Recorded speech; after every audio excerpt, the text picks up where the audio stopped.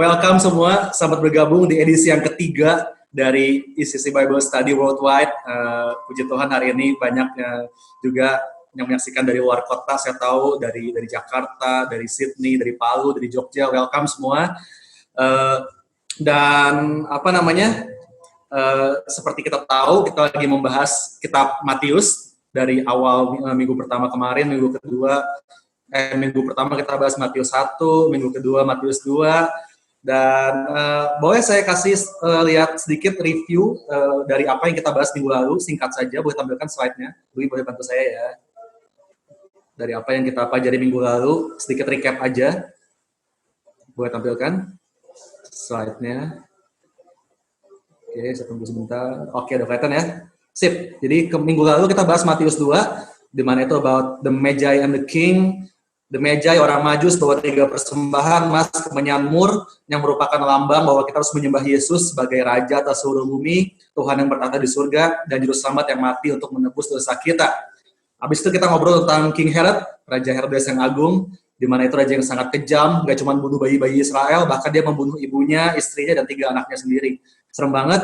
Tapi terakhir kita berkenalan dengan Jesus, the new King, the one true King. Dan perjalanan masa kecil Yesus menggenapi 3 nubuatan bahwa Mesias akan lahir di Bethlehem, bahwa Mesias akan keluar dari Mesir, dan bahwa Mesias akan disebut orang Nazaret. Oke, itu yang kita belajar minggu lalu. Lalu di sesi Q&A, kalau masih ingat minggu lalu kita bahas soal fokus, bahwa Jesus was a man on mission, dia nggak terdistract oleh omongan orang, dia nggak berusaha melakukan semua hal, dia fokus pada misinya. Semoga minggu lalu memberkati ya. Oke, dan saya bakal agak ngebut karena ini ada beberapa pertanyaan yang pengen saya jawab hari ini. Hari ini kita bakal melanjutkan ke pasal berikutnya, yaitu Matius 3, oke? Ini pasal yang cukup pendek, tapi oke banget, karena tadi saya mau ambil lebih banyak waktu buat bahas pertanyaan-pertanyaan yang masuk, karena bagus-bagus banget pertanyaannya. Saya pribadi sangat terberkati waktu saya ngulik pertanyaan ini, Roh Kudus bicara banyak buat saya. So, please keep the questions coming, kirim ke DM saya dengan sangat senang hati bakal cari jawabannya buat saudara. Tapi yuk, kita masuk dulu ke Matius 3 nih ya. Oke, Matius 3. Di pasal ini hanya ada 17 ayat, dan ini membahas tentang peristiwa yang terjadi di tepi sungai Yordan. Makanya saya kasih judul hari ini, Songs of Jordan River. Oke, supaya agak puitis gitu deh. Ini kan gaya-gaya pujangga zaman dulu gitu ya. Nyanyian gunung-gunung, nyanyian sungai. Nah, kira-kira kayak gitu. Dan hari ini saya mau ajak kita sama-sama lihat lagu apa yang akan dinyanyikan oleh Sungai Yordan buat kita, oke? Oke, let's go. Siap ya? Pertama, let's talk about Jordan River, oke? Boleh di next slide-nya. Nah, Sungai Yordan ini adalah salah satu tempat yang paling ikonik di Israel, baik di zaman dahulu, sejak Perjanjian Lama, kemudian Perjanjian Baru, bahkan sampai hari ini. Sungai Yordan hari ini merupakan batas antara negara Israel dan Yordania. Panjangnya itu mencapai 251 kilo kurang lebih, lebarnya 30 meter, dan dalamnya 3 meter. Ini kalau posisi normal. Tapi ketika sungainya meluap, itu bisa jadi jauh lebih lebar, jauh lebih dalam. Oke, ini standarnya seperti ini. Nah, di Alkitab, itu menarik banget, tercatat ada 201 kali, bayangkan 201 kali, nama Sungai Yordan disebut. Makanya saya kasih judul hari ini, Songs of Jordan River. Karena sepanjang sejarah, Sungai Yordan itu menyanyikan begitu banyak lagu yang bisa menjadi pembelajaran untuk kita semua. Amin. So, saya bakal kasih lihat beberapa contoh lagu yang dinyanyikan dari zaman ke zaman buat kita. Yang pertama, ada lagu mengenai The Crossing to the Promised Land. Oke, boleh di next. Nah, kita tahu ada kisah di Yosua 3, ketika waktu itu Yosua, leader yang baru menggantikan Musa, dia memimpin bangsa Israel menyeberangi Sungai Yordan untuk menuju ke tanah perjanjian. Ketika itu Tuhan membuat mujizat dengan dia menghentikan aliran Sungai Yordan sehingga para imam dan seluruh bangsa Israel bisa menyeberang lewat tanah yang kering. Ingat ya, ini lebarnya 30 meter, dalamnya 3 meter. So it's a miracle, di stop alirannya. Nah, ada satu hal bagus yang kita bisa pelajari dari kisah ini. Kita lihat di ayat di depan yang ada di layar, di Yosua 3 ayat 14 sampai 16, saya bacakan buat saudara. Ketika bangsa itu berangkat dari tempat perkemahan mereka untuk menyeberangi Sungai Yordan, para imam pengangkat tabut perjanjian itu berjalan di depan bangsa itu. Segera sudah para pengangkat tabut itu sampai ke Sungai Yordan, dan para imam pengangkat tabut itu mencelupkan kakinya ke dalam air di tepi sungai itu. Sungai Yordan itu sebak sampai meluap sepanjang tepinya selama musim menuai. maka berhentilah air itu mengalir. Air yang turun dari hulu melonjak menjadi bendungan jauh sekali di dekat Adam, kota yang terletak di sebelah Sartan, sedang air yang turun ke laut Araba itu, yakni laut asin, terputus sama sekali. Lalu menyeberanglah bangsa itu di tentangan Yeriko. Wow, it's a miracle. Apa yang menarik di sini? Kita lihat bahwa ternyata aliran sungai itu berhenti mengalir tepat di ayat 15 ya, tepat sesudah para imam mencelupkan kakinya ke dalam air di tepi sungai. Dan wow, waktu saya baca ini yang namanya iman. Kita perlu mengambil langkah maju dulu, baru mujizat itu bisa terjadi. Because sometimes we want to experience the miracle, but we don't want our feet to be wet. Ya nggak sih? Kita pengen ngalamin mujizatnya, tapi kita nggak mau kaki kita basah. Kita nggak pengen repotnya, kita pengen gampang mujizatnya aja. Nah, dari sini kita bisa belajar bahwa imam-imam itu masuk dulu, kaki mereka basah dulu, baru mujizat terjadi, baru aliran sungai itu terhenti. Jadi miracle itu happens ketika kita bergerak. Karena iman tanpa perbuatan adalah mati. Semua udah tahu, betul ya? Oke, ini nyambung juga sama kisah kedua yang dinyanyikan oleh Sungai Yordan. Boleh di next.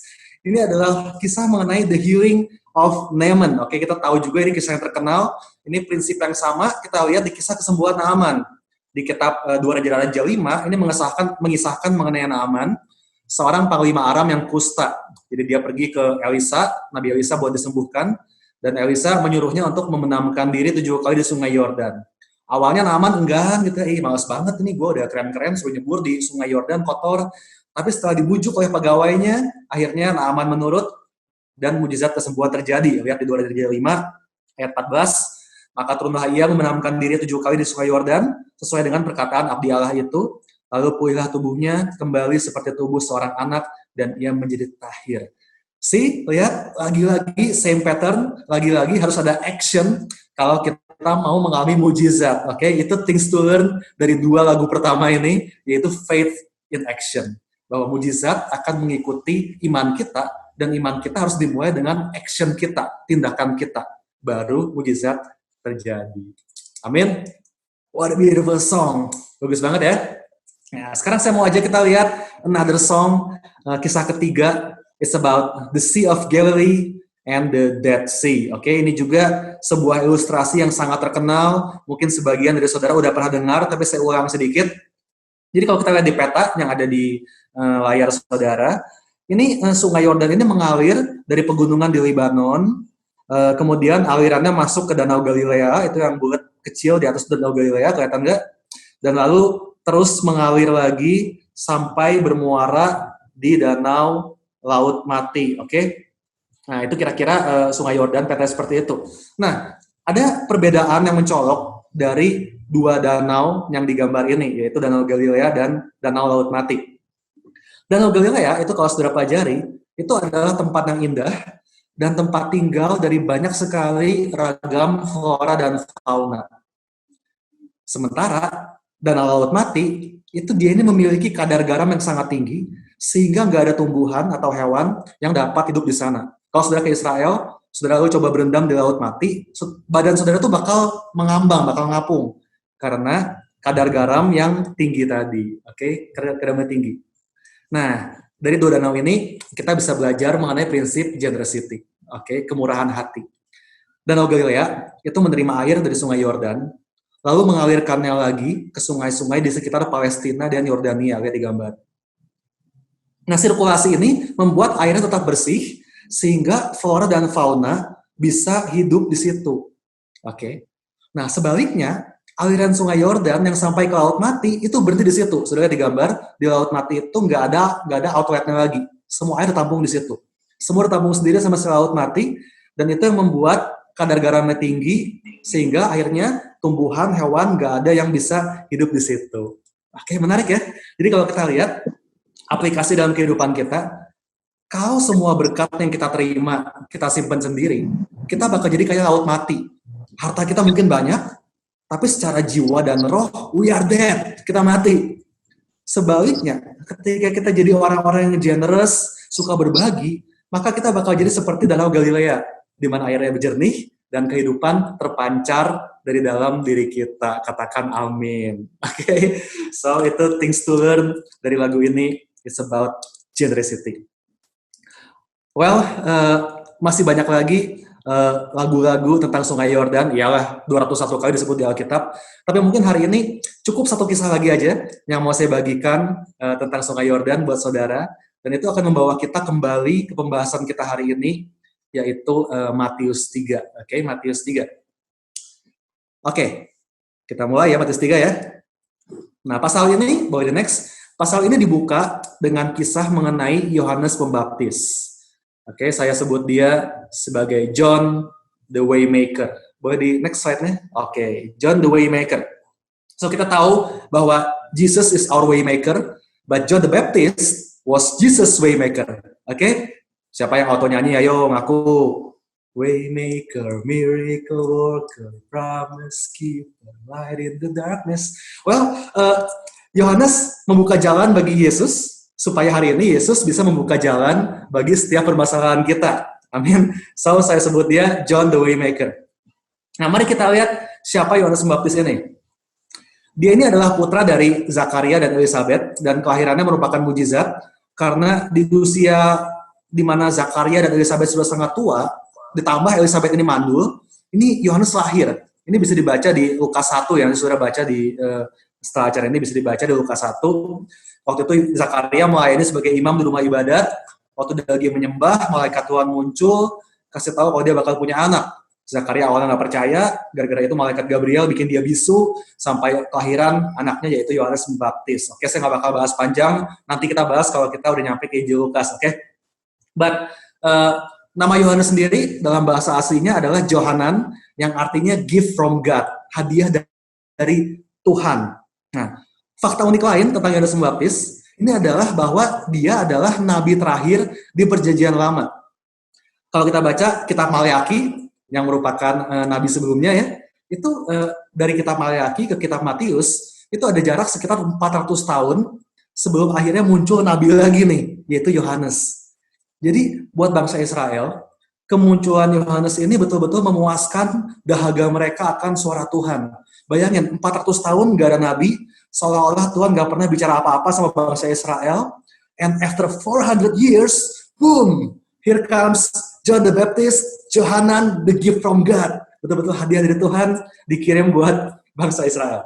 Nah, kemunculan Yohanes Pembaptis menjadi penggenapan nubuatan Yesaya, itu ayatnya di Matius 3 ayat 3, sesungguhnya dialah yang dimaksudkan Nabi Yesaya ketika ia berkata, ada suara orang yang berseru-seru di padang gurun, persiapkanlah jalan untuk Tuhan, luruskanlah jalan baginya. Kita lihat ini persis sama dengan yang di-quote dari Yesaya 40 ayat 3. Ada suara berseru-seru, persiapkanlah di padang gurun jalan untuk Tuhan, luruskanlah di padang belantara jalan raya bagi Allah kita. Saya ingatkan sekali lagi bahwa Injil Matius dipenuhi dengan banyak sekali quote dari Perjanjian Lama yang dia tunjukkan di Perjanjian Baru bahwa itu sudah digenapi. Oke, kita bakal lihat lagi. Contoh lain, Yohanes Pembaptis, dia disebut juga sebagai the new Elijah, Elia yang baru. Ini menggenapi nubuatan Maleakhi, dan bahkan somehow, nggak cuman fungsinya, dari cara berpakaian aja mirip banget. Boleh dilihat ayatnya ya. Lihat di Maleakhi 4 ayat 5, the next. Maleakhi 4 ayat 5, dibilang di sini di layar saudara, sesungguhnya, aku akan mengutus Nabi Elia kepadamu menjelang datangnya hari Tuhan yang besar dan dahsyat itu. Nah, ini Elia itu kayak apa? Lihat di 2 Raja 1 ayat 8 ya. Jawab mereka kepadanya, seorang yang memakai pakaian bulu dan ikat pinggang kulit terikat pada pinggangnya. Berkatalah, iya itu Elia, orang Tisbe. Ini ciri khasnya Elia nih, pakai pakaian bulu, pakai ikat pinggang kulit. Dan lihat di Matius 3 ayat 4, cara Yohanes Pembaptis berpakaian. Yohanes memakai jubah bulu unta dan ikat pinggang kulit, dan makanannya belalang dan madu hutan. So kita lihat, ini 2 nubuatan yang digenapi oleh Yohanes Pembaptis. Perlu diketahui, ini bukan cara berpakaian yang lazim di zaman itu ya. Kebanyakan orang ya pakainya jubah panjang gitu kan. Ini cara berpakaian ini khas banget. Cuman Yohanes Pembaptis yang pakai kayak gini somehow, dan makanya orang bisa lihat, wah ini penggenapan nubuatan Maleakhi tentang Nabi Elia. Jadi Yohanes menggenapi 2 nubuatan dari Yesaya dan dari Maleakhi. Oke, sampai sini semua mengikuti ya, aman ya? Oke, berikutnya nggak kecepatan kan ya, saya agak ngebut karena banyak hal bagus supaya semua keburu. Waktu itu cuma sejam. Nah, sekarang saya mau kasih lihat John's ministry, pelayanan Yohanes. Apa sih yang dilakukan Yohanes Pembaptis? Dia itu melakukan dua hal. Dia menyerukan tentang pertobatan, dan dia membaptis di sungai Yordan. Kita lihat satu-satu ya. Yang pertama, dia menyerukan pertobatan. Boleh di next. Dia menyerukan pertobatan. This is the call of repentance. Pertobatan ini jelas merupakan hal yang sangat penting, karena kalau sudah pelajari, kata repent, kata bertobatlah, ini adalah kata pertama yang selalu diucapkan ketika siapapun pembawa pesannya itu menyampaikan gospel. Saya buat tabelnya, sudah bisa lihat. Kata pertama yang diucapkan Yohanes Pembaptis di Matius 3 ayat 2 adalah bertobatlah, sebab kerajaan surga sudah dekat. Nah, ketika Yesus mulai pelayanannya, dia mengabarkan Injil kerajaan surga. Di Markus 1 ayat 14, saya bacakan buat saudara, sudah Yohanes ditangkap, datanglah Yesus ke Galilea memberitakan Injil Allah. Katanya, waktunya telah genap, kerajaan Allah sudah dekat, bertobatlah dan percayalah kepada Injil. Kemudian 12 murid ketika mereka dikirim oleh Yesus mengabarkan gospel, lagi-lagi hal pertama, kata pertama yang mereka sebutkan di Markus 6 ayat 12 dibilang, pergilah mereka memberitakan bahwa orang harus bertobat. Nggak sampai situ, berlanjut lagi ke Paulus. Kita sudah baca di Kisah Rasul 26 ayat 20 bahwa mula-mula Paulus mulai melayani, dia bilang bahwa orang-orang harus bertobat dan berbalik kepada Allah. So, kita lihat bahwa ternyata siapapun messengernya, siapapun yang mengabarkan Injilnya, ini selalu dimulai dengan seruan untuk bertobat. Bertobat dalam bahasa aslinya menggunakan kata metanoeo, yang artinya mengubah cara berpikir. So, to repent is very different than just being sorry, you know. Dan hal ini ditegaskan oleh Yohanes Pembaptis ketika ia menghardik para pemuka agama yang pengen ikut-ikutan dibaptis. Kita lihat ayatnya di layar, di Matius 3 ayat 8, saya tulis yang versi The Passion karena lebih tajam. Dibilang, you must prove your repentance by a changed life. Engkau harus menunjukkan pertobatanmu lewat perubahan hidup. Jadi bertobat ini beda banget dengan sekedar menyesal. Betul? Kita gampang banget buat bilang I'm sorry 1000 kali gitu ya. Tapi tetap aja dengan sengaja kita bikin kesalahan yang sama lagi dan lagi dan lagi. That's not repentance. That's just being sorry. Waktu kita bertobat dan lahir baru, kita menerima kasih karunia Tuhan yang menyelamatkan kita. Tapi itu bukan berarti kita lalu bebas bikin dosa tiap hari. No, grace is not a license to sin. Bukti pertobatan kita adalah ketika kita memutuskan untuk mengubah gaya hidup kita. Metanoeo, mengubah pola pikir kita, mengubah gaya hidup kita. Masih bisa bikin dosa nggak? Yes, bisa jatuh dalam dosa. Jatuh dalam dosa bisa, tapi kita nggak lagi menikmati hidup dalam dosa. Beda ya, jatuh dalam dosa sama menikmati hidup dalam dosa itu beda banget. Nah, namanya repent itu kita mengubah pola pikir kita. Mungkin masih bisa berdosa, pasti tiap hari kita manusia, tapi kita nggak menikmati gaya hidup itu lagi. Kita mengubah gaya hidup kita. Oke, itu yang namanya repentance, pertobatan. Oke, next kita bakal lihat, tadi yang pertama, jadi yang Yohanes lakukan adalah menyerukan pertobatan. Hal yang kedua, yang Yohanes Pembaptis lakukan adalah membaptis, oke? Ya iyalah, namanya juga Yohanes Pembaptis. Kalau kerjaannya dagang gorengan, yang namanya Yohanes Penggoreng. Ini kan Yohanes Pembaptis ya, kerjaannya yang ngebaptis lah, oke? Nah, saya nggak bakal bahas panjang lebar mengenai topik baptisan ini, karena topik ini akan kita bahas mendalam di kelas Encounter, oke? Siapa yang belum ikut Encounter, ayo! Nantikan ya, rencananya dalam waktu dekat, kita bakal bikin online Encounter class, soon, segera, oke? Jadi nantikan tanggal mainnya. Kita bakal bahas baptisan di sana. Yang pasti, kata baptis dalam bahasa aslinya, itu menggunakan kata baptizo, yang artinya to immerse, atau menenggelamkan. Itulah kenapa ini menjadi metode baptisan yang kita gunakan hari ini di gereja kita. Oke, sebentar. Nah, jadi Yohanes, dia membaptis banyak sekali orang hari itu di sungai Yordan. Dan sampai pada akhirnya, come Jesus. Datang Yesus di Matius 3, ayat 13 sampai 15. Dibilang, maka datanglah Yesus dari Galilea ke Yordan kepada Yohanes untuk dibaptis olehnya. Tetapi Yohanes mencegah dia, katanya, akulah yang perlu dibaptis olehmu dan kau datang padaku. Lalu Yesus menjawab, katanya kepadanya, biarlah hal itu terjadi, Karena demikianlah sepatutnya kita menggenapkan seluruh kehendak Allah. Dan Yohanes pun menurutinya. Nah, cukup unik buat kita amati bahwa dari Matius 2 ke Matius 3 itu ada jeda yang cukup jauh, betul nggak? Di Matius 2 kalau kita ingat, itu kisah ketika Yesus masih kecil, dibawa oleh Yusuf ke Mesir, lalu ke Nazaret. Masih kecil tuh Yesusnya. Lalu tiba-tiba di Matius 3, waktu muncul lagi, ini Yesusnya udah dewasa, udah gede nih. Nah jadi, ada banyak hal tentang masa kecil Yesus yang kita nggak tahu, tapi most probably, kemungkinan besar, ya dia tumbuh seperti anak-anak pada umumnya. Betul ya? Dan Yohanes Pembaptis, kalau kita ingat, ini adalah sepupunya Yesus. Ingat ya, bahwa Maria ibu Yesus dan Elizabeth ibu Yohanes itu saudaraan tuh. Jadi saya bayangin dari kecil Yesus sama Yohanes ini mereka main bareng, main petak umpet bareng, main kelereng bareng gitu ya.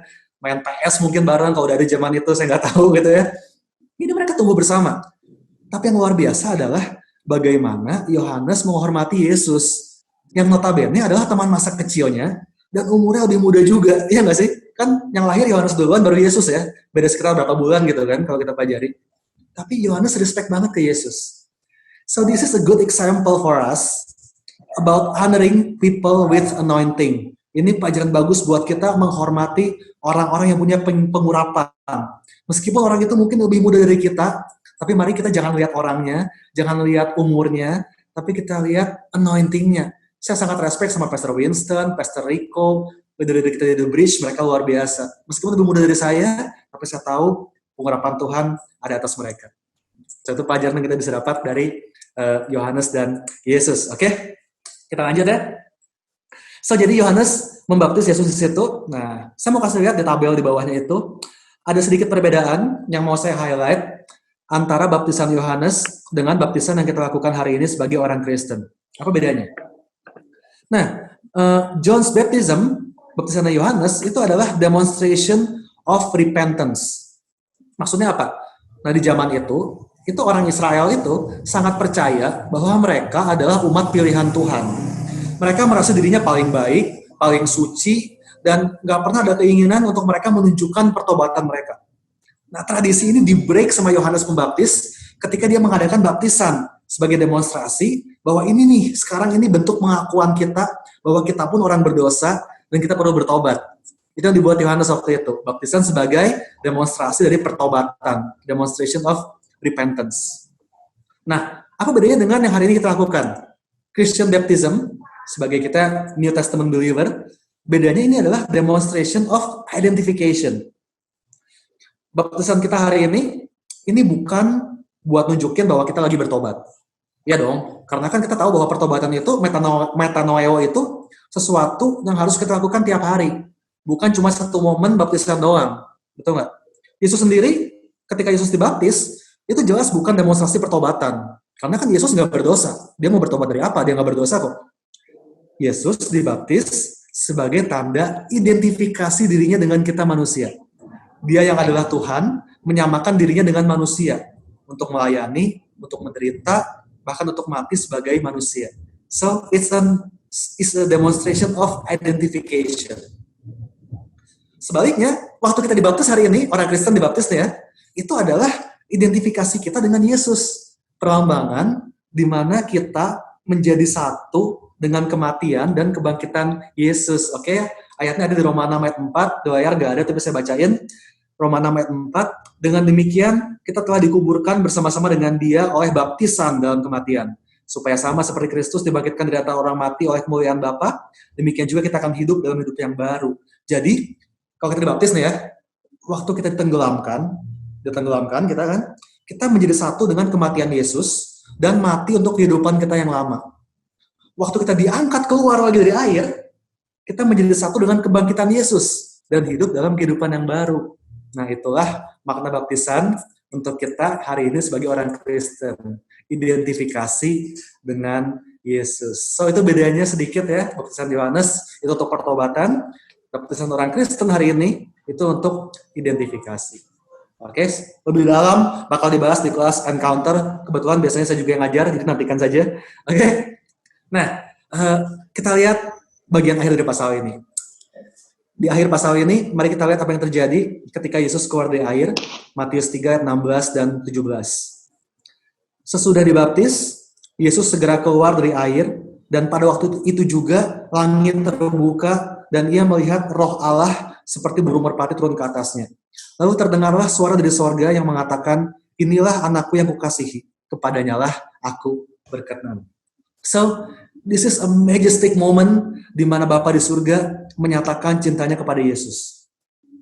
Untuk lebih mengerti betapa Bapa mengasihi Yesus, mari kita lihat satu Mazmur mesianik yang ditulis oleh Raja Daud di Mazmur 2. Oke, boleh tampilkan ayatnya.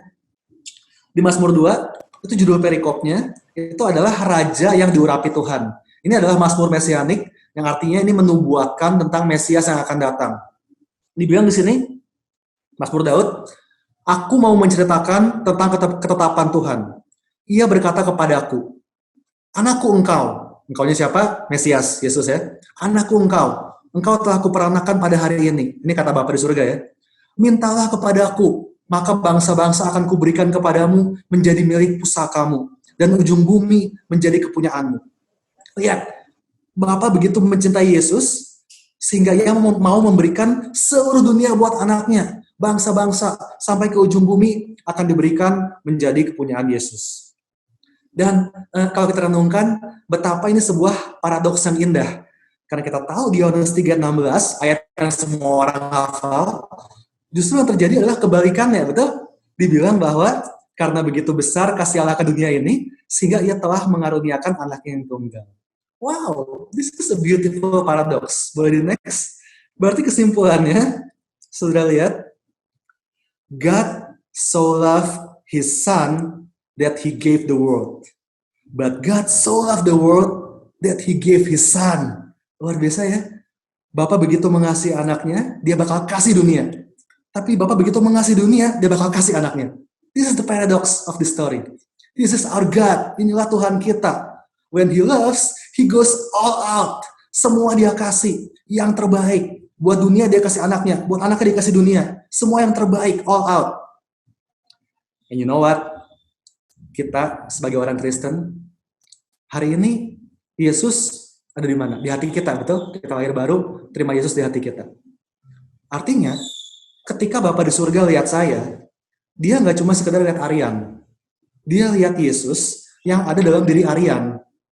Makanya Bapa bisa bilang ke Aryan, inilah anakku yang kukasihi, kepadanya lah aku berkenan.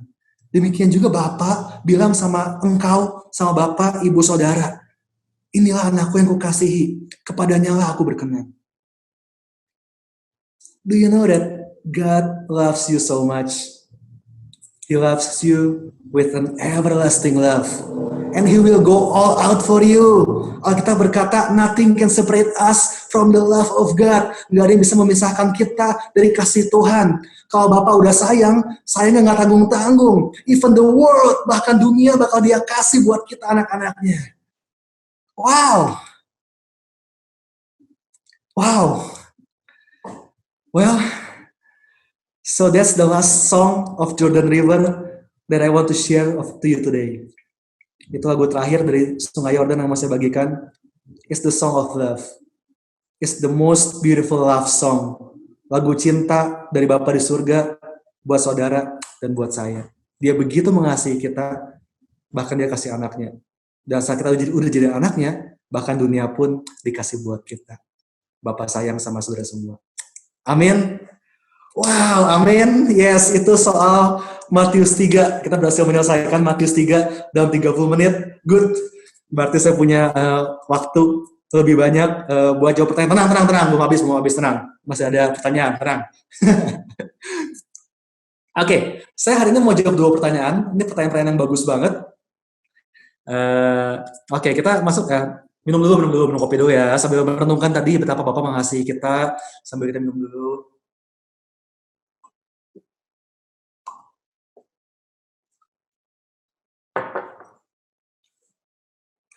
Oke, kita masuk ke Q&A ya. Ada 2 pertanyaan yang udah masuk minggu lalu yang mau saya bahas. Pertanyaan pertama, boleh di next ya. Oke, ini tentang ada satu ucapan Yesus. Ini pertanyaan dari Nico by the way ya. Ada pertanyaan Yesus pertanyaan Niko, tentang apa yang Yesus maksud ketika dia bilang ada orang yang tidak akan mati sebelum melihat kerajaan Allah. Ini statementnya diulang 3 kali, even di Matius, Markus, Lukas, kita lihat disebut semua ya. Di Matius 16, aku berkata kepadamu, sesungguhnya di antara orang yang hadir di sini, ada yang tidak akan mati sebelum mereka melihat anak manusia datang sebagai raja dalam kerajaannya. Lalu di Markus diulang lagi, di Lukas juga diulang lagi, aku berkata kepadamu, sesungguhnya di antara orang yang hadir di sini, ada yang tidak akan mati sebelum mereka melihat kerajaan Allah. Nah, apa maksudnya? Emang siapa sih yang gak bakal mati sebelum melihat kerajaan Allah? Nah, saya coba kulik ini, saya coba pelajari Bible kita yang luar biasa ini. So, kita lihat 3 dari 4 penulis Injil mencatat perkataan Yesus ini. Ada beberapa penafsiran yang bisa kita pakai untuk menjawab pertanyaan ini. Penafsiran pertama, kalau sudah boleh di next, kita lihat. Tafsiran pertama, bahwa yang dimaksud Yesus itu adalah Stefanus. Oke? Kita ingat bahwa Stefanus sebelum dia mati dirajam oleh Mahkamah Agama, dia melihat langit terbuka dan Yesus berdiri di sebelah kanan Allah. Oke, itu ayatnya ada di layar, Kisah Rasul 7 ayat 55 dan 56. Oke, Stefanus penuh dengan Roh Kudus menatap ke langit, melihat kemuliaan Allah dan Yesus berdiri di sebelah kanan Allah. Lalu katanya, sungguh aku melihat langit terbuka dan anak manusia berdiri di sebelah kanan Allah. Ini tepat sebelum dia mati. Jadi bisa jadi yang Yesus maksud adalah Stefanus yang bakal melihat kerajaan Allah sebelum mati. Ada juga alternatif kedua yang bilang bahwa yang dimaksud Yesus adalah Yohanes. Di Wahyu 19 ayat 11, kita ingat ya, Yohanes itu dia mendapat wahyu dari Tuhan dan dia menuliskannya ketika ia berada di masa pembuangannya di Pulau Patmos. Sebelum meninggal, Yohanes juga sempat mendapat penglihatan di Wahyu 11 ayat 19, saya bacakan, lalu aku melihat sorga terbuka, sesungguhnya ada seekor kuda putih dan ia yang menungganginya bernama yang setia dan yang benar. Ini Yesus ya, yang menghakimi dan berperang dengan adil. Jadi Yohanes melihat surga terbuka, Yesus menunggang kuda, serta menghakimi dari sana. Ini juga bisa jadi yang Yesus maksud bahwa Yohanes lihat kerajaan Allah sebelum dia mati. Oke? Nah, Stefanus mungkin, Yohanes mungkin, tapi saya paling suka tafsiran yang ketiga. Saya paling suka penafsiran yang ketiga, di mana ketika Yesus bilang ada yang nggak mati sebelum melihat kerajaan Allah, itu adalah sebuah nubuatan bagi kedatangan Roh Kudus. Oke? Karena kita tahu bahwa setelah Yesus naik ke surga, lalu Roh Kudus dicurahkan kata semua orang percaya ke para murid-murid, termasuk buat kita hari ini, betul? Kita terima Roh Kudus, oke?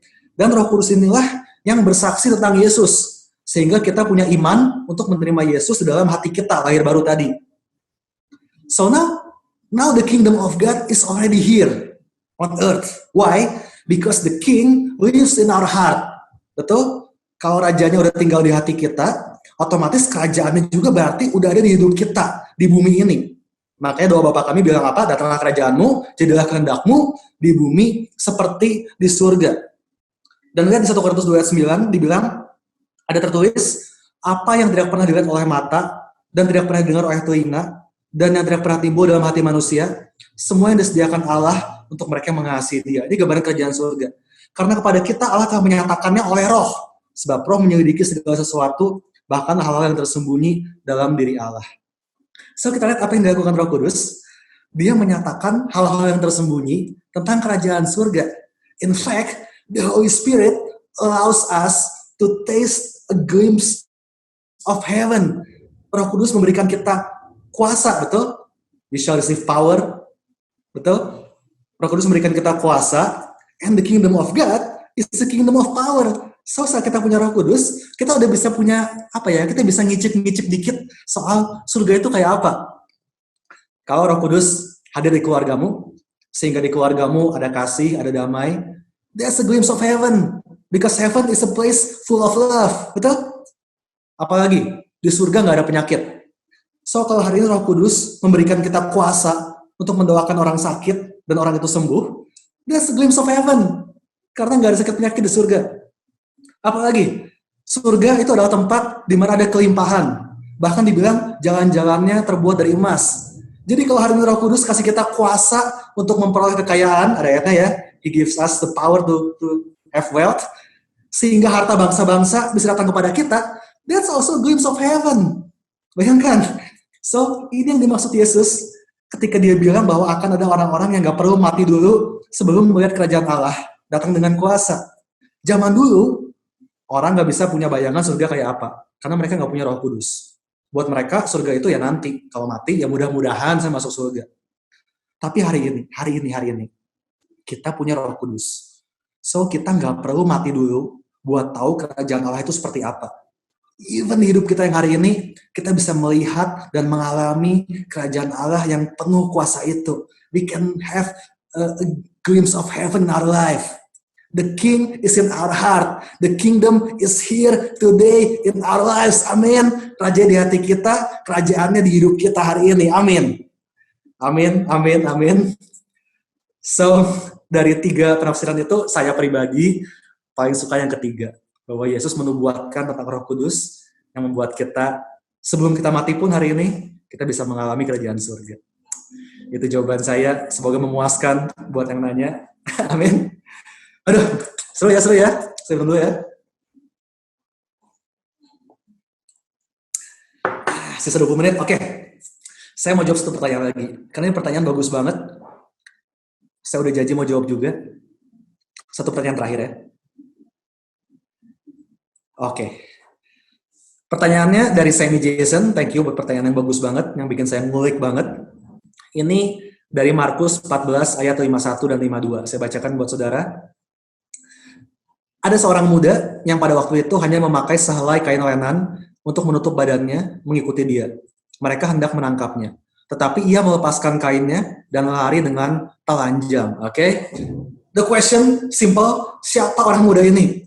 Dan buat apa kejadian yang gak penting ini tulis di Alkitab? Oke? Wah, saya juga mikir keras nih, kenapa ya? Saya coba ngulik, saya coba belajar. Oke, kita bakal coba lihat sama-sama ya. Nah, pertama kita lihat konteksnya dulu. Konteks ayat ini itu adalah kisah pengkhianatan Yudas Iskariot di Taman Getsemani beberapa jam setelah perjamuan malam terakhir. Ingat ya, kita tahu bahwa setelah perjamuan terakhir, ini si Yudas dia cabut duluan buat melaporkan kepada para ahli Taurat untuk menangkap Yesus. Nah, habis dari perjamuan itu, Yesus dan murid-muridnya mereka pergi ke Taman Getsemani, di mana Yesus berdoa, disitu dengan sangat intens, dibilang sampai berkeringat darah. Sementara 3 sahabat terbaiknya, yaitu Petrus, Yohanes, Yakobus, malah ketiduran dong. Punya nggak sih teman-teman kayak gini, yang bukannya ikut susah, malah tidur? Oke, tapi itu terjadi sama Yesus. Oke, dan setelah itu kita tahu bahwa Yudas datang bersama dengan gerombolan orang suruhan ahli-ahli Taurat. Oke, kemudian semua murid-murid lari kocar-kacir, dan lalu di tengah semua situasi ini, terjadilah adegan yang tadi nih, di mana ada seorang muda yang cuma pakai sehelai kain lenan, dipegang kainnya sama serdadu, tapi ia melepaskan kain itu, dia lepaskan jubahnya, dan dia lari dalam keadaan telanjang. Oke? Nah, saya kira ini menarik buat dibahas. Semua orang yang baca ayat ini tentunya merasa lucu gitu ya. Ini ngapain ayat ini diselipin di tengah kisah dramatis penangkapan Yesus di Taman Getsemani. Nah, kalau kita baca, ketiga penulis Injil lainnya, yaitu Matius, Lukas, dan Yohanes, mereka nggak mencantumkan adegan ini di Injil mereka. Nggak ada. Cuma ada di Markus. Jadi adegan ini mungkin dirasa nggak penting oleh Matius, oleh Lukas, oleh Yohanes. Karena emang nggak penting, apaan gini doang gitu kan. Dan kalau saya renungkan, satu-satunya alasan logis mengapa adegan ini dianggap penting oleh Markus adalah jika orang muda yang diceritakan di sini, tak lain dan tak bukan adalah jeng-jeng-jeng, Markus sendiri. He's talking about himself. Oke? Makanya yang lain, di Injil lain gak ada yang nulis.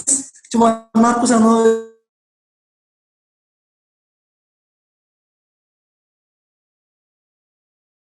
Lanjut ya.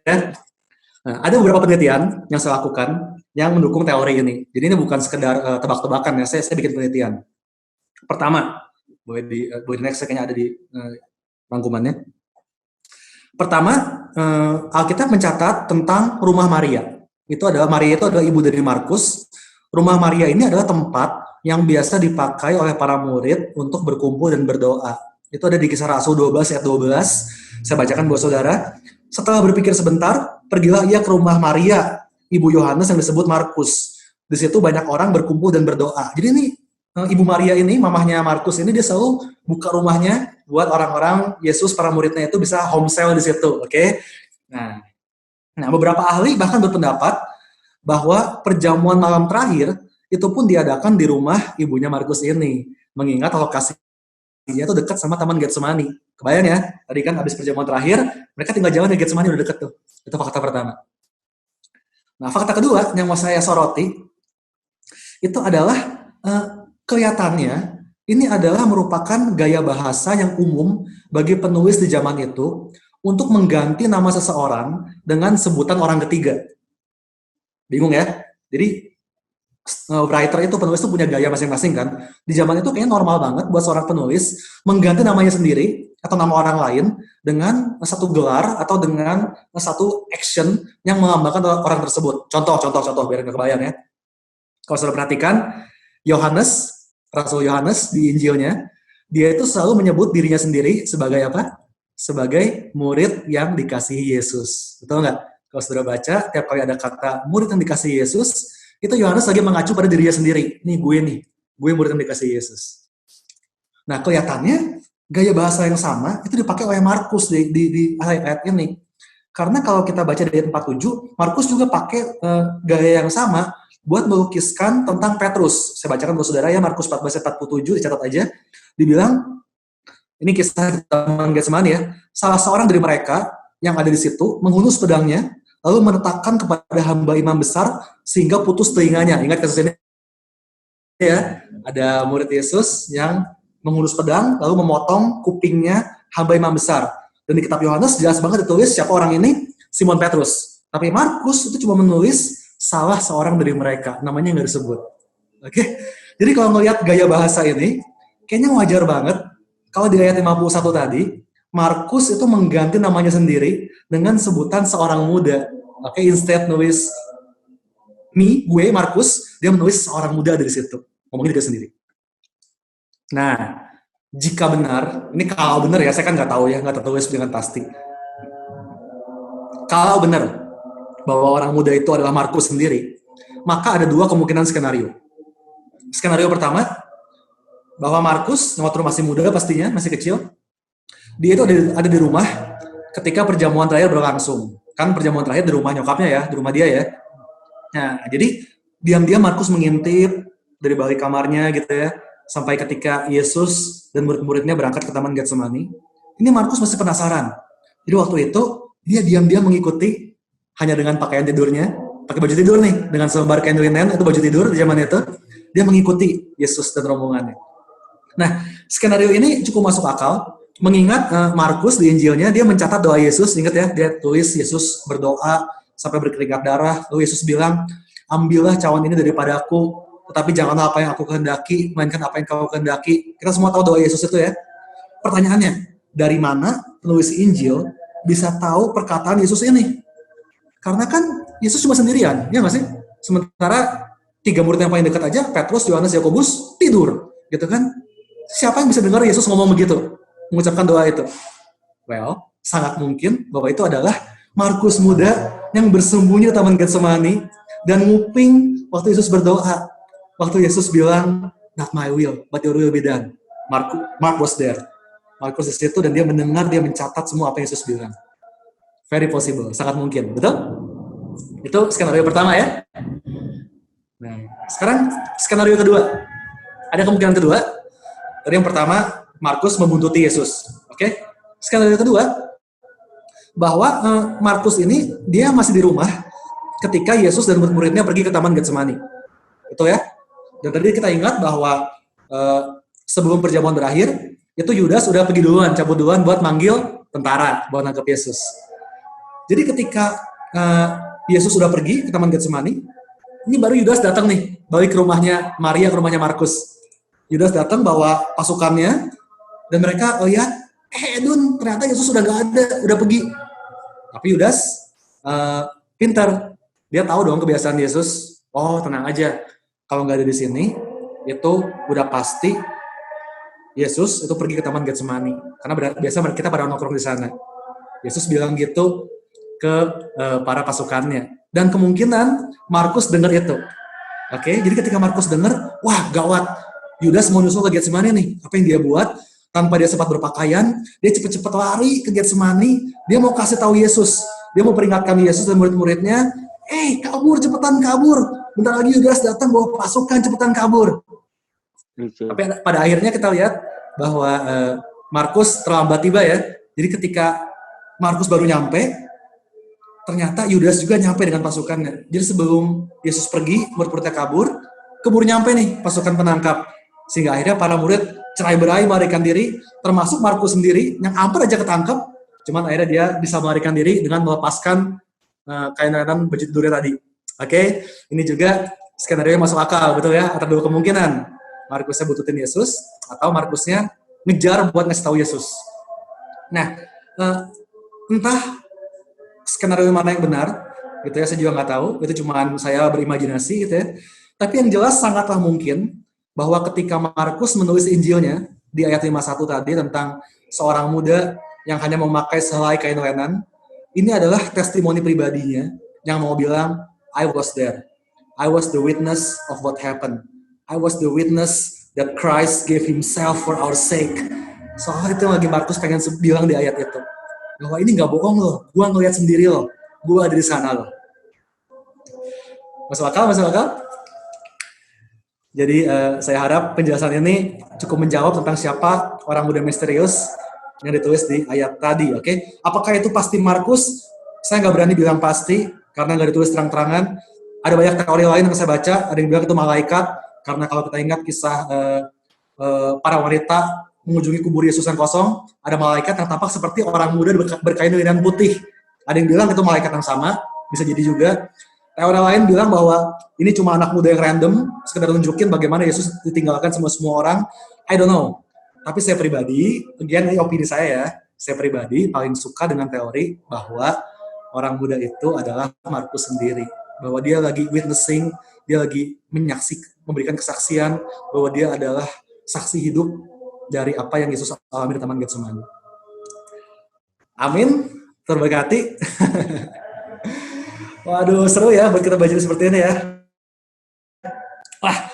Sisa 10 menit, kalau boleh di sisa 10 menit terakhir, izinkan saya buat while we are on the topic, izinkan saya melanjutkan sedikit cerita soal Markus. Karena ini pribadi yang kisah hidupnya ini buat saya sangat menginspirasi dan sangat memberkati. Oke, boleh ya? Di waktu sisa waktu ini 10 menit terakhir, saya mau cerita soal Markus, the life of Mark. Oke, ini slide terakhir dari kita.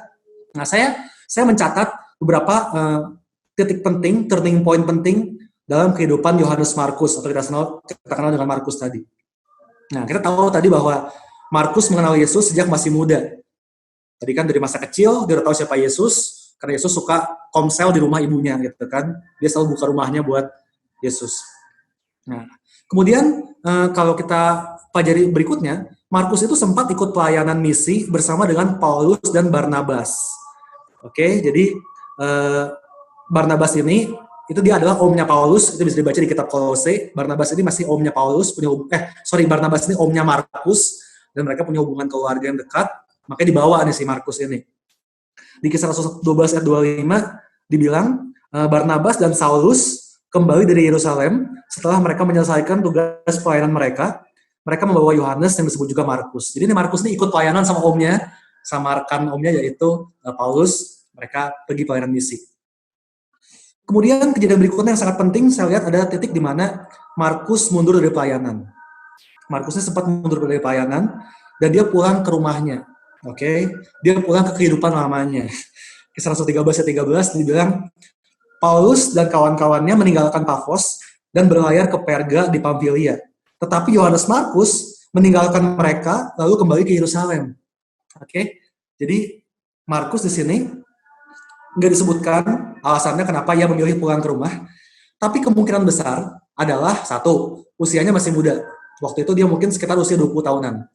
Kedua, faktanya adalah bahwa dia itu keluarga yang kaya raya.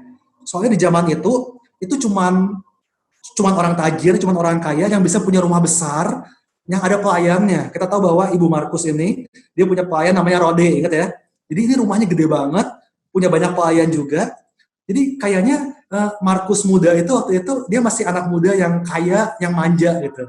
Jadi dia nggak tahan buat lama-lama ikutan misi, dia milih, mendingan gue balik ke rumah aja lah, gue pengen menikmati hidup lagi, gue pengen main lagi, nyantai-nyantai di masa muda gue. Jadi Markus pulang ke rumahnya tuh, menikmati lagi kehidupan lamanya. Oke, itu turning point berikutnya. Next kita lihat ada masa berikutnya di mana Markus itu pengen balik ke pelayanan, lalu dia ditolak oleh Paulus, tapi diterima oleh Barnabas. Kisah 115 ayat 37 sampai 41, kita sudah baca ya. Barnabas ingin membawa juga Yohanes yang disebut Markus. Tetapi Paulus dengan tegas berkata, tidak baik membawa serta orang yang telah meninggalkan kita di Pamfilia dan tidak mau turut bekerja sama dengan kita. Jadi Paulus bilang, kita udah kapok nih, dulu pernah dibohongin sama si Markus, dia kabur tengah-tengah, udah janganlah. Nah, hal itu menimbulkan perselisihan yang tajam, sehingga mereka berpisah. Barnabas membawa Markus berlayar ke Siprus, tapi Paulus memilih Silas, kemudian mereka berlayar ke Syria dan Kilikia. Nah, jadi saya pikir, saya nggak nyalain Paulus juga, wajar kalau dia trauma, ya nggak sih? Paulus udah dihianati, ditinggal oleh Markus di tengah pelayanannya. Makanya Paulus kayaknya bilang, kayaknya better jangan bawa Markus lah. Ini orang nggak bisa dipegang komitmennya. Jadi Paulus memilih jangan dibawa. Normal, wajar. But here we see Barnabas. Barnabas ini menurut saya pribadi yang luar biasa. Dia punya hati yang sangat luas. Ingat nggak sih ketika Paulus baru bertobat? Ingatnya from Saul to Paul, dari Saulus ke Paulus. Lalu dia datang ke tempat murid-murid Yesus. Tapi murid-murid nggak mau terima dia waktu itu. Karena tahu bahwa ini Saulus mantan pembunuh orang Kristen. Betul ya? Dan ketika semua orang menolak Paulus, cuma satu orang, yaitu Barnabas. Barnabas bilang, mantan pembunuh, I'll take him. Everyone deserves a second chance. Semua orang lain dapat kesempatan kedua. Gue aja yang ngambil. Cuma Barnabas yang percaya.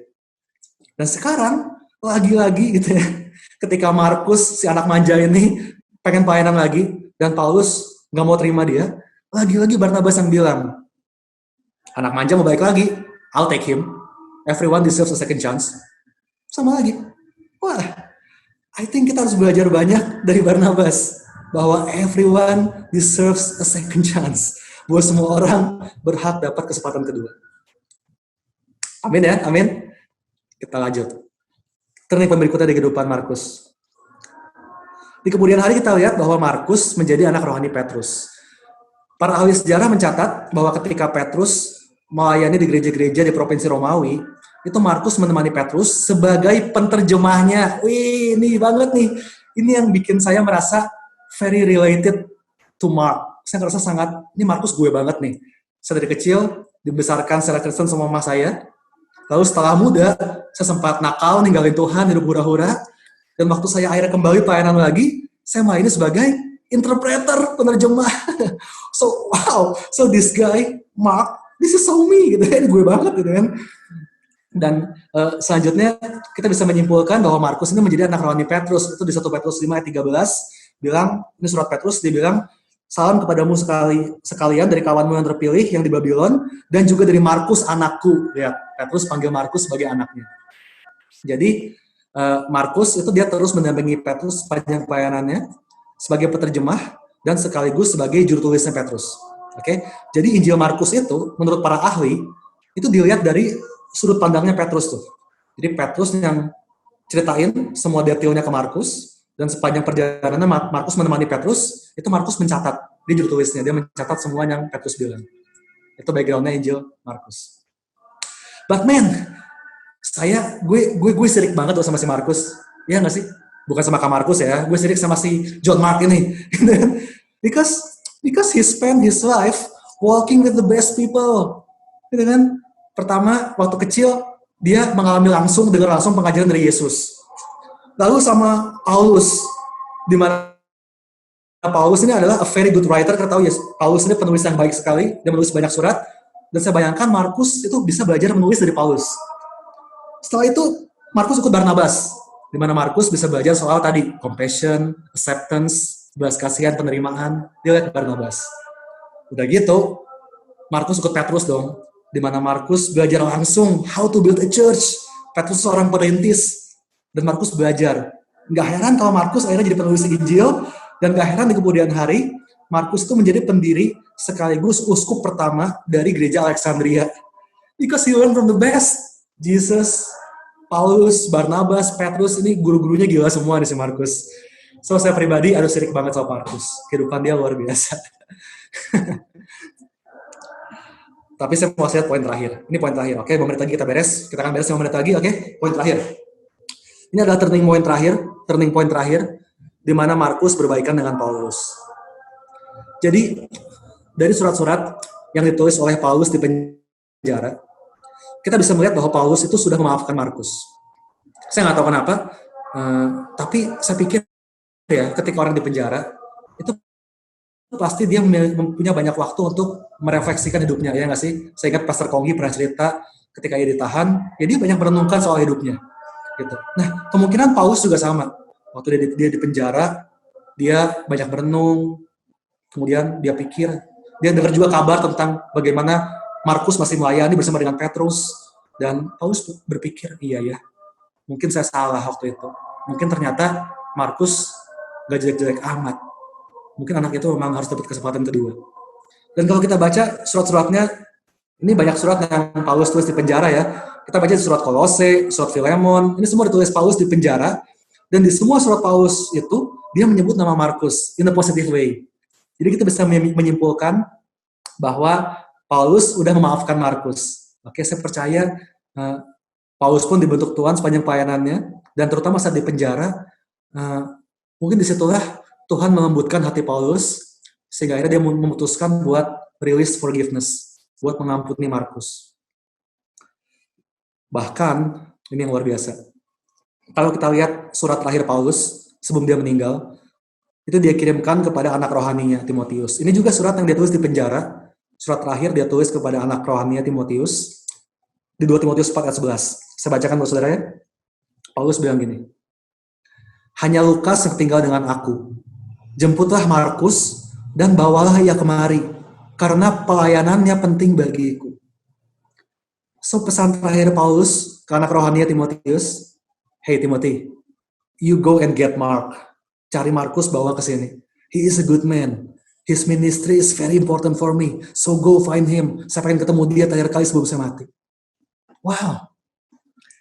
Saya nggak tahu apakah artinya, saya nggak tahu apakah akhirnya Timotius sempat bawa Markus ketemu Paulus. Kemungkinan besar enggak, karena kalau kita lihat timeline-nya, kemungkinan besar Paulus keburu mati, nggak sempat ketemu lagi. Tapi saya bayangkan, waktu saya merenungkan ayat ini, saya bayangkan, ketika Timotius mengetuk pintu rumah Markus, saudara bayangkan ya, Timotius mengetuk pintu rumah Markus, Markus buka pintu, dan kemudian Timotius kasih lihat surat dari Paulus. Hey Uncle Mark, oh Markus, my dad, my spiritual dad, he wants to say that you are a good man, and that your ministry is very important for him. Oh Markus, bokap rohani gue, Paulus, pengen bilang bahwa engkau orang baik, pelayananmu itu penting. Dan saya bisa bayangkan saat itu senyum lebar di wajah Markus. Seketika itu juga saya bayangkan beban berat terangkat dari pundaknya. Markus yang selama ini hidup dengan rasa bersalah karena pernah meninggalkan Paulus. Ia yang selama ini mungkin dia melayani, tapi dengan rasa tertolak. Karena dia gak diterima pelayanan lagi sama Paulus. Tapi hari itu Markus bisa melihat bahwa kerja kerasnya dalam Tuhan ternyata gak sia-sia. Ketika dia setia, ternyata Paulus pun pada akhirnya bisa melihat buah pelayanannya. Sehingga di akhir hidupnya bahkan Paulus pengen ketemu dia dan bilang bahwa pelayananmu itu penting. Wow. Saya sampai nangis waktu saya renungkan ayat ini. That's the story of Mark. Perjalanan hidupnya sebagai orang Kristen gak mulus. Dia sempat ninggalin Tuhan, dan ketika mau kembali, dia justru mengalami penolakan. Tapi untung banget, Markus memutuskan untuk gak jadi pahit. Dia memutuskan untuk tetap melayani Tuhan, bersama siapapun, mau ikut siapapun gak masalah buat dia. Dengan cara apapun yang dia bisa, mau jadi penerjemah, jadi juru tulis, biarin, gue ikut. And in the end, sampai hari ini, entah udah berapa puluh juta orang yang hidupnya berubah lewat Injil yang Markus tulis. Bapak, Ibu, Saudara, teman-teman semua, guys, I wanna encourage you today. Mungkin engkau pernah buat kesalahan. Mungkin engkau pernah meninggalkan Tuhan. Mungkin kau pernah gagal, bahkan jatuh, dan akibatnya banyak orang yang mungkin menolak engkau. Saya pernah mengalami itu seperti Markus. Mungkin engkau juga pernah mengalami. But let me say to you today, don't give up. Jangan menyerah, jangan berhenti melayani Tuhan. Tetap setia, tetap melayani dengan cara apapun, di posisi apapun, tetaplah melayani Tuhan. Dan saya terlalu percaya bahwa sama seperti Markus, pada akhirnya orang akan bisa melihat buah-buah kesetiaanmu.